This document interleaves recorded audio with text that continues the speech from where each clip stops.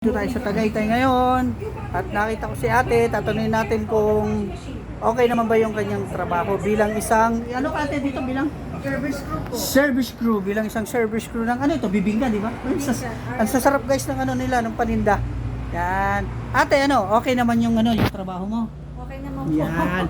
Ay, yung ano mo, yung kinikita mo, nakakasapat naman sa pamilya mo. Ikaw may asawa na, may anak? Widow po. Widow po. Window, single. So, taga saan ka po ate? Dito lang po talaga. Taga rito lang yan. Guys, taga rito lang si ate. Malapit lang. Pag napadaan kayo rito, may mga pasalubong na mga pagkain, ng mga panindang bibingka. Kung ano man gusto niyo, mayroon sila dito. Masarap. Try nyo lang, walang masawa. Diba? Pag napadaan kayo, di pasalamat, nakatulong kayo sa kanya. Yan. Kanyang hanap buhay. Ilan taong ka natin? 38 po. O ilan naman ang ano mo, chikiting mo? Dalawa lang po. Good. Buti, dalawa lang. Yun.